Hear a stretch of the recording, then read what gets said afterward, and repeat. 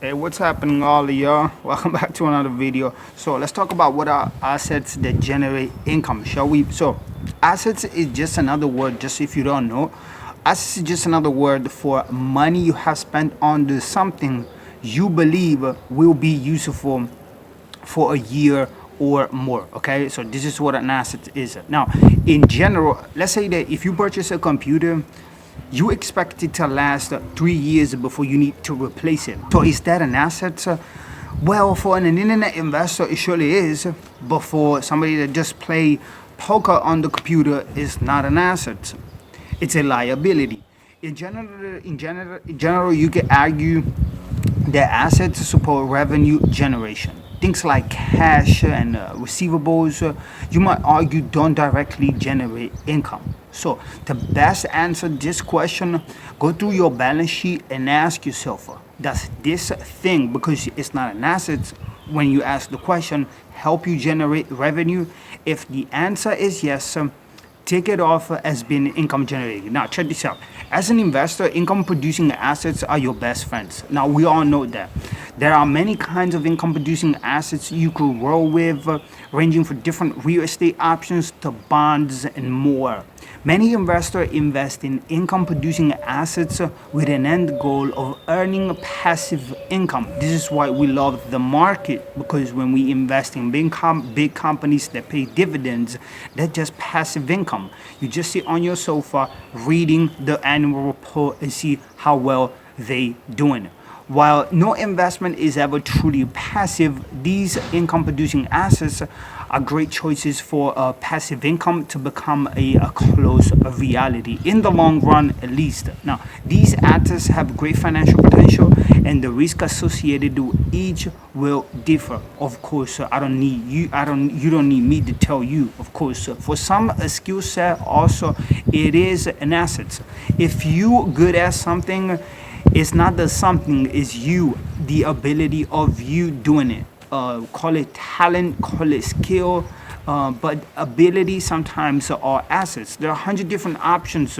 So look at your skills and thinking and align with investments that make the most sense for you. Now, check this out. The main ones are: one, a business. So I'm just shifting from what an asset is. Skill is also an asset, but let's talk about the meat and potato of what we're talking about here. The main ones are: one, a business.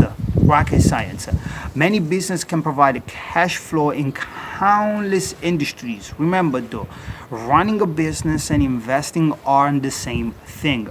Two, stocks and funds. Many funds have dividend, as do all index. So it isn't wise to pick stocks based on dividends, and if you withdraw money yearly from your portfolio, it won't appreciate as much as if you reinvest the dividends.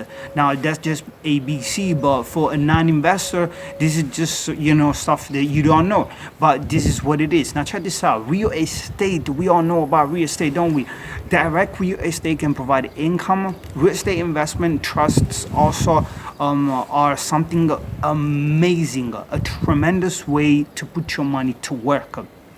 You can invest in these assets without the hassle of being a landlord. With real estate, the biggest mistake most investors make, especially beginners, is focusing on capital values and not rental yields.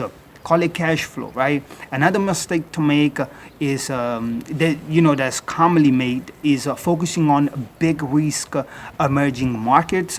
Having an allocation is fine, but it is high risk by definition. So those 12% yields aren't always an easy win. Just know that sometimes you can get creative with real estate, as well as focusing on non-residential options, but that it isn't always easy as people think. To make lots of money with property, so you will need a good investment made, of course, on yourself. Get learned, get acknowledged, and you will see that whatever business you enter, your investment will just make more sense. For digital assets, now check this out, because this is where we come in. And the digital assets world is amazing. There's so low competition. I mean, it makes me laugh out loud. to see how low competition there is on the market. Now, you may believe that the market is just overloaded of people doing it, but it isn't. I mean, on top of Google, we have the main websites, but you can rank for a lot of keywords and you can make a name for your business, a name for yourself, a name for your digital assets in very easy time, very quickly and very easy, okay? Very quickly and very easily. Now, increasingly, once again, digital asset can provide an income, of course. Example includes not only patents on your website, but other things like, type of assets will increase, become more popular. Things like blog posts, like articles on the assets. You don't understand this because you don't understand it, but I understand it very well, and this is what I want you to understand. I want you to understand that writing a piece of article is an asset. You write it once, you can edit it, and then it's gonna make you money. It can rank for keywords. It can rank on Google. Writing an article is an asset, okay, producing income. So once again, in general, it makes sense to reinvest the income from assets, of course. And if you don't need the money, that just what it is. You need to leave off the income. If you need to live off the income that you generate with these assets, of course, this is another question. So your investment will be different based on what you need. Okay. So once again, the best answer to this question, you gotta go through your balance sheet and yourself, ask, is this something that helps me make money? If it does, then it's an asset. Okay.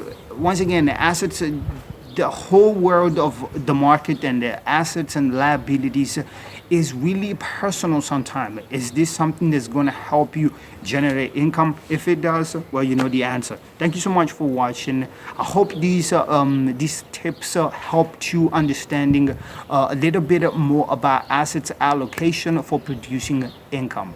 Thank you.